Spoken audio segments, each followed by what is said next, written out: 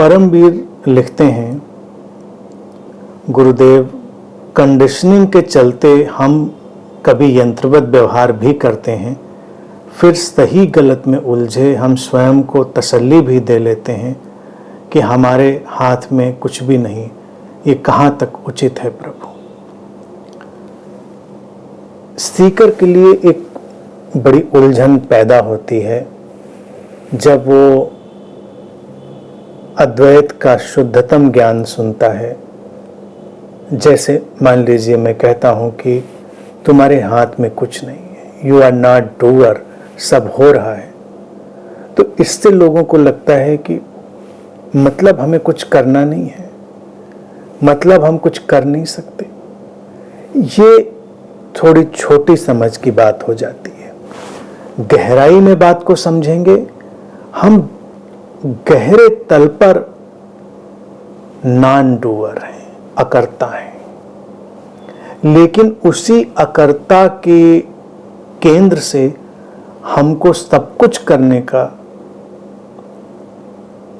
जो पूरा क्षेत्र है हमारे भीतर, स्पेस है, वो भी मिला हुआ है।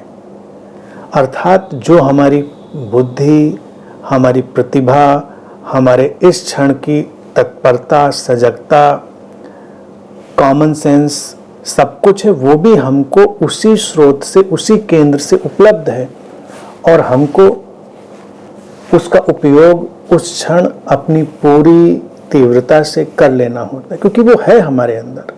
हम उसको उपयोग में ला सकते हैं।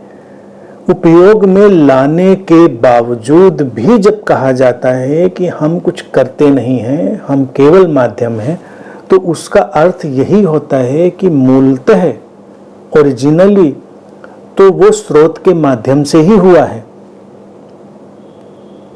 वहीं से उठी प्रेरणाएं और वहीं से हमारे भीतर हमारी प्रतिभा, समझ का जो भी तल विकसित था, उससे ही तो क्रियाएं कर पाए। इसीलिए हर व्यक्ति में अलग अलग है, हर व्यक्ति में समझ का तल अलग अलग है, प्रतिभा का तल अलग अलग है, उसके रिस्पॉन्स कर पाने की जो तीव्रता है, कुशलता है, वो अलग अलग है। तो हमको अपने व्यवहार में अपने पूरे प्राणों को डालना होता है, डालना होता है। और हम ऐसे काम करते हैं जैसे हम करने वाले हैं, as if we are doer, जैसे कि हम करता है, ये भाव दशा है। लेकिन जैसा लिखा है कि कंडीशनिंग के चलते यंत्रवत व्यवहार हो जाता है, तो ठीक है, कोई बात नहीं। अपने को तसल्ली देना उचित नहीं है। तसल्ली देने का मतलब होता है कि हम बात समझे नहीं। अगर हम समझ के करेंगे तो हम जो करेंगे पूरा करेंगे, फिर तसल्ली वगैरह की कोई जरूरत नहीं है, फिर उसमें जाने का कोई प्रयोजन नहीं है, उससे कुछ हासिल भी नहीं है। हमने इस क्षण में वही किया जो हमसे सर्वोत्तम हो सकता था, कुछ भी हमने अपने अंदर बचाया नहीं। तो तसल्ली वगैरह का तो इसमें कोई स्थान ही नहीं रहा, बात खत्म हो गई। अगले क्षण जब घटनाक्रम आएगा तो उस घटनाक्रम में हम फिर वही करेंगे जो हमारे भीतर से सर्वोत्तम ढंग से निकलकर सामने आएगा। तो मूल बात यही समझनी है कि अकर्ता गहरे तल की समझ है, उसी अकर्ता में हमको करने का एक बहुत स्वतंत्र क्षेत्र मिला हुआ है, जिसको हम अपने भीतर से घटने देते हैं। और जब हम उसको घटने देते हैं तो उचित अनुचित, तसल्ली या पश्चाताप, इन सब का कोई भी स्थान फिर नहीं रह जाता, क्योंकि हमने उस क्षण जो कुछ भी किया होगा पूरी तरह किया होगा। और कभी कभी अगर हम यांत्रिक हो भी जाते हैं कभी कभी, तो इसमें कोई समस्या नहीं है। कभी कभी ही तो हुए ना, हमेशा ही यांत्रिक हो गए तो फिर ये एक गंभीर बात हो गई। इस पर हमको ज़्यादा गंभीरता से मनन करना पड़ेगा। लेकिन अगर हम बहुत सारे कामों को ठीक से कर रहे हैं, सजगता से कर रहे हैं, और कभी कभी कुछ यांत्रिक भी हो गया तो हो जाता है, क्योंकि हम अंततः यंत्र ही तो हैं। तो उस यंत्र से कोई लड़ाई नहीं लड़नी है, उसको भी स्वीकार कर लेना है और उसको फिर इस ढंग से देख लेना है कि शायद इस क्षण यांत्रिक व्यवहार ही उचित होगा। तो हमारी पूरी चेतना ने उस यांत्रिकता को सक्रिय कर दिया, कोई बात नहीं, अगले क्षण जब अवसर मिले तो पूरी सचेतनता से इसको करें।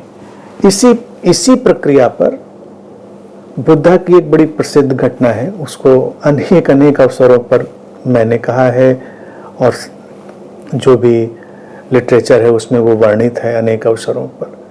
वो मक्खी उड़ाने की उनकी कथा है। वो कहते हैं वो जा रहे हैं, उनके कंधे पर एक मक्खी बैठती, वो उड़ा देते हैं, फिर आगे जाकर फिर वो उसको उड़ाते हैं। तो उनके साथ जो हैं उनके प्रिय शिष्य वो पूछते हैं कि मक्खी तो अब थी नहीं दोबारा, तब आपने क्या उड़ाया?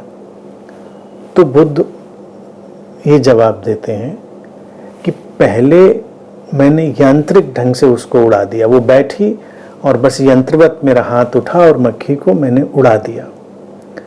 बाद में जब मुझे लगा कि ये तरीका उचित नहीं है, तब मैंने उसको सचेतन ढंग से एक क्रिया को प्रकट होने दिया कि ऐसे उड़ाना चाहिए था।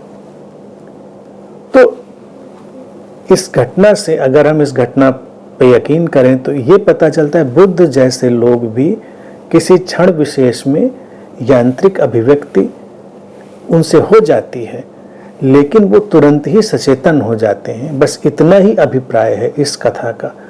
तो किसी क्षण विशेष की यांत्रिकता, मैकेनिकल नेचर से बहुत परेशान नहीं होना चाहिए, क्योंकि वो हमारे अंदर ऐसी प्रोग्रामिंग की तरह पड़ चुका है कि होता है। जैसे कि ड्राइविंग कर रहे हैं आप, तो ड्राइविंग करते समय ब्रेक लगाना और ये सब करना कई बार इतना यांत्रिक हो चुका होता है कि सामने गड्ढा आया, कोई व्हीकल आया, कोई जानवर आया, कोई इंसान आया, आप बहुत सोच ना भी रहे हो तब भी आपसे ब्रेक लगती है, क्योंकि वो आपकी प्रोग्रामिंग में जा चुका है सारा सिस्टम की ऐसे होता है। तो ऐसे ही हमारे मानवीय संबंधों में भी बहुत सारे व्यवहार जो हैं ड्राइविंग की तरह फिक्स हो चुके होते हैं, तो अचानक वो वैसे ही हो जाते हैं। लेकिन जब हो जाएं तो उसके बाद लौटकर अपने अंदर ये अनुभव करने की कोशिश कर लें कि इसको ऐसे और सचेतन ढंग से किया जा सकता था, और अगली बार उसको वैसे कर लें। बस इतनी सी बात है। इन बातों को उलझन कभी नहीं बनाना है। हमारी समस्या क्या होती है, हम लोग उन बातों को भी उलझन बना लेते हैं जिनमें कोई उलझन नहीं होती। तो इसलिए इसको बहुत शांति से स्वीकार करके चलते रहें।